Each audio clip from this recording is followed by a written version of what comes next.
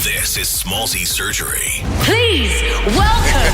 Hey, I'm Chris Hemsworth. Please say hello to Chris Hemsworth. Hello, you. Hi, I'm director Sam Hargrave. I'm coming in quick. Haven't you heard? Bit of a legend now. Boys, congratulations on the movie. Thank you. Thanks very much. Sam, tell me, just how awful is he to work with? Like, the one worst. of the worst. No, the worst. Yeah. Ever. No one. It's the worst. Yeah. No, I would work with this guy any day of the week and twice on Sundays. Yeah, for right. the rest of my life. He's that great. Yes. Chris, what a movie. Honestly, do I ask you, did you get injured? Because I don't know if you heard, but they're trying to get us to do this stunt thing here in Manila. We have heard. It's I've heard, yeah. Let me tell you, I'm awful. I'm absolutely awful. Hey, don't sell yourself short, man. I'm sure You get a hold of it. Sam Hargrave and he can come and direct it and make you look cool. Did you do any injuries? Like, there's a lot of being thrown around. I feel like I was still sort of nursing some injuries from the first film coming into this, and during the first film I had some sort of back issues that Sam was constantly checking in and monitoring, and then we came into this film. He's like, "How's the back? Still good?" And I'm like, "Yeah, still managing it."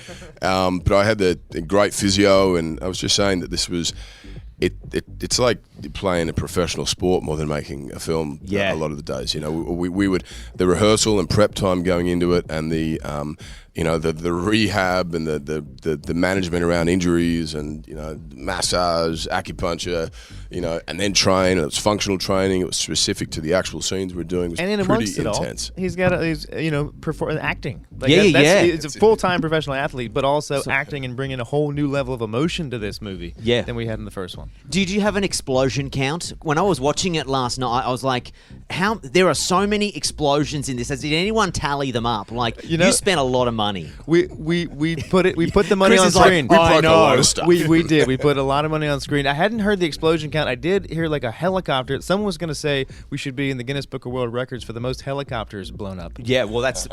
I don't and know. G-Wagons. Yeah, That G-Wagons. precious G-Wagons getting destroyed. And the Range Rovers. Wrecked them. The nice cars destroyed, wasn't it? Absolutely. When you did a little part of you die when you were wrecking them on set? You're like, this is a nice car. Like we could have taken that home. That was my rap gift. The nicer the better, man. The same with like being a stunt performer, and they put you in like a nice Gucci suit or something. You're like, oh, this is going to be an expensive stunt. And Absolutely. We're going to enjoy every second of it. Absolutely. Now, I can say this because, obviously Chris is Australia, so like, you just don't be shocked. The people will be in the room.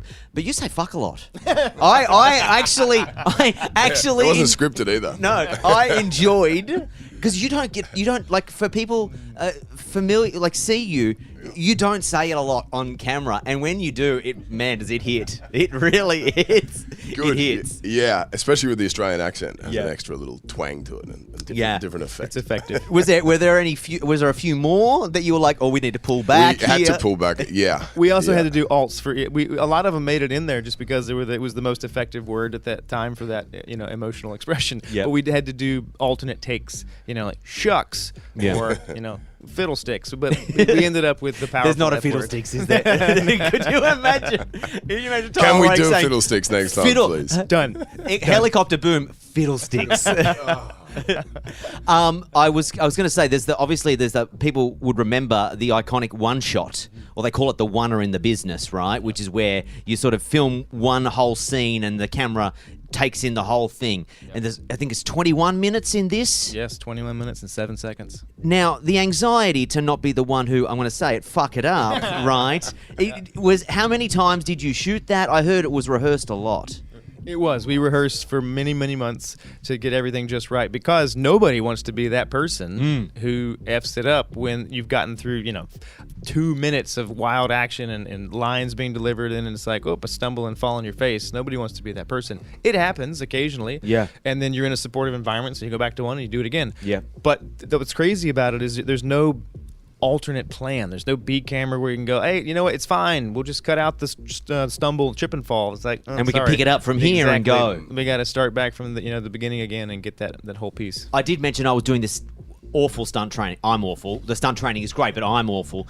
In your head as an act, you've got 7 things going on inside your head at once, Chris, right? Like there's A, dialogue, B, like where am I supposed to be, but then also like blocking out and trying to dodge these punches. Yeah, Right? I don't know how he various does it. voices He'll that are tell also you. circulating through my Yeah, my well, manic head. One of which is mine. Do it better. Is there a process to do it, or do you just is it like dancing and you just rehearse it until you know it so well that it's muscle memory? It's a bit like my experience on Dancing with the Stars, which Yeah. was as successful as this film. Great analogy. I love the reference. It is. You train up your instincts. It's like any sport. And I find if I'm in the middle of an action sequence and all of a sudden I think, okay, what's the next move? That's when you screw it up. It's got to be beyond thought and instinctual, and that's just you just hammer it into during the rehearsal process and drill it again and again and again until you can do it blindfolded and and set on fire and on the top and you of were the set on train fire, right? with Like, a helicopter. real Yeah, fire. set on fire a few times. Is there an insurance? Sorry, I'm running out of time, but there'd be an insurance policy on this good-looking hunk for of sure. Aussie I mean, meat, yeah, right? This guy's important. We got to take care of him. But there's also, we push the envelope as far as it's safely possible. Sam, is there someone on set going, please don't do that to him? Like, he's Always. worth way too much. That with the light him on fire, put him on the train with Me, a helicopter. mostly.